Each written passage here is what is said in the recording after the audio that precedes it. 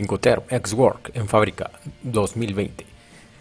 El vendedor entrega los bienes junto con la factura comercial de acuerdo con el contrato de venta y cualquier otra evidencia de documentos que se mencionaron en el contrato. Dicha entrega usualmente se lleva a cabo en el almacén, oficinas o fábricas del vendedor. No es responsabilidad del vendedor cargar las mercancías en el medio de transporte designado. Esa es una tarea de las que se encarga el comprador. El vendedor no tiene que preocuparse por las mercancías una vez que sale de sus instalaciones.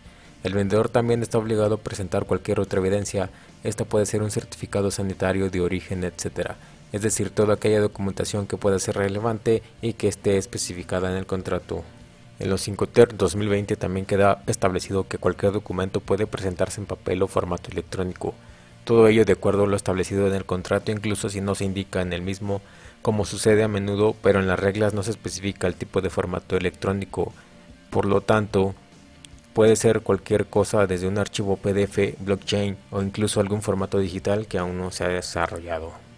En cuanto a la fecha de entrega de la mercancía, debe ser la acordada específicamente en el contrato, por ejemplo, antes del día tal, por ejemplo 9 del mes tal, por ejemplo diciembre, o poder ser estipulado dentro de los 90 días posteriores a la fecha del contrato.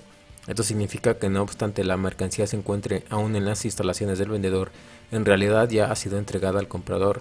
En otras palabras, el acto de entrega no es una entrega física como tal, es más bien una notificación apropiada del vendedor al comprador. El vendedor no está obligado a contratar un seguro, es decir, su riesgo no va más allá del punto de entrega. A pesar de ello, el comprador puede solicitar a su riesgo y a su costo. Si esto sucede, el vendedor deberá proporcionarle toda la información necesaria para organizar su seguro. En otra parte, el comprador transfiere el riesgo cuando los bienes están a disposición en las instalaciones del vendedor. Bajo su propio riesgo y su costo obtiene la documentación que le autoriza a exportar y a llevar a cabo todos los trámites de despacho de exportación, importación o tránsito, que puede ser de manera multimodal.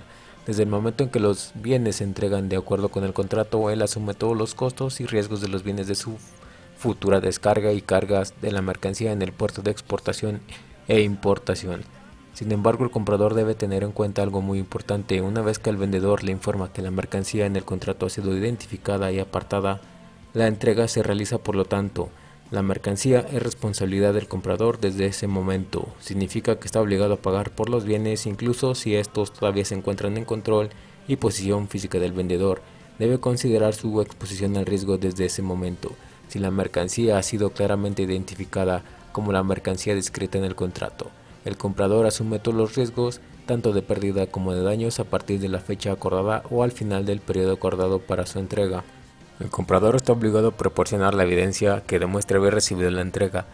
Esto puede ser mediante una firma en la copia de la factura del vendedor, también puede ser a través del recibo del comprador, incluso mediante un recibo de carga del transportista.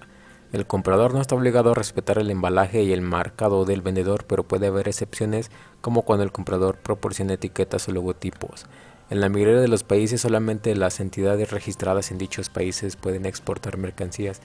Y a esto todavía hay que agregar potenciales inconvenientes relacionados con los impuestos sobre el valor añadido, es decir, a menos que el vendedor tenga evidencia de que se trata de una exportación al país que se exporta, debe aplicar dicho impuesto. De lo contrario, esta operación se considerará como una venta local.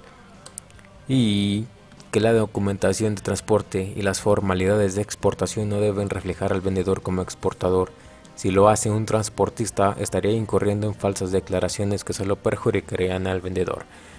¿Qué autoridades fiscales locales podrían tomar medidas contra la parte declarada como exportadora? Como se puede ver en el Incoterm 2020, Ex-Work no ha cambiado significativamente con versiones anteriores.